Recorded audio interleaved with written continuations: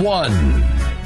The hearings today in the House were actually far superior to the hearings in the United States Senate with respect to the Inspector General of the Department of Justice, Michael Horowitz. And there were several good back and forths. Now, Trey Gowdy is very good at these hearings. I wish he was good at follow-up.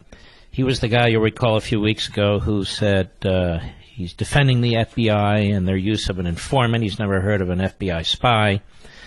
And we addressed that. It was so ridiculous. But he was in good form today. And I guess, as I say, he's always good at these hearings. He's good when he gets to the House floor. But when it really comes to knuckle-dragging time, it's pretty tough. But still, he's entertaining. And he was at the hearing on the Clinton email probe today. Let's listen to some of this. Cut 4, go. But that leads us to the one thing we did not see Jim Comey do, which was take any steps to spur the appointment of special counsel in the Hillary Clinton investigation. When he lost confidence in the Trump Justice Department, he memorialized private conversations, he leaked them, and he admitted he did so to spur the appointment of special counsel because he didn't trust the career prosecutors at the Department of Justice. When he lost confidence in the Obama Justice Department, he didn't make special memos.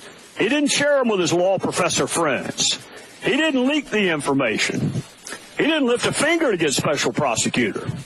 Instead, he appointed himself FBI director, attorney general, special counsel, lead investigator, and the general arbiter of what is good and right in the world, according to him. And one of the last times I spoke with Director Comey was in a committee hearing. We had a pointed exchange on what I thought was the FBI making decisions based in part on politics. And he, in his typically sanctimonious way, told me that he disagreed. He said the men and women of the FBI do not, quote, give a hoot about politics. Unfortunately, and I use that word intentionally, unfortunately, he was dead wrong. There were agents and attorneys at the FBI who gave a lot more than a hoot about politics. Cut 5, go.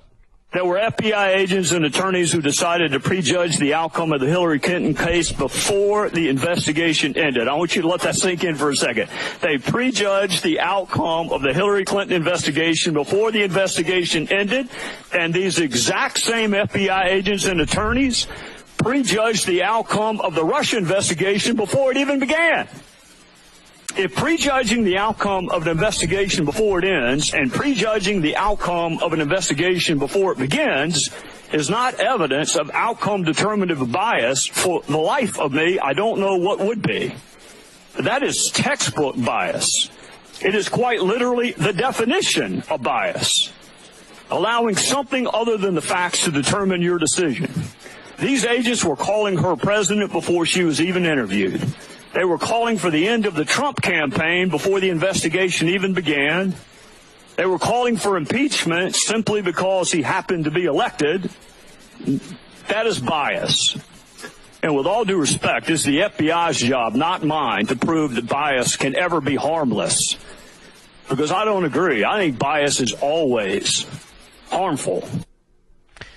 Very good. Now, you didn't learn anything there. We've talked about this at some time, but it's very good that he pulled that all together, I think, the way that he did.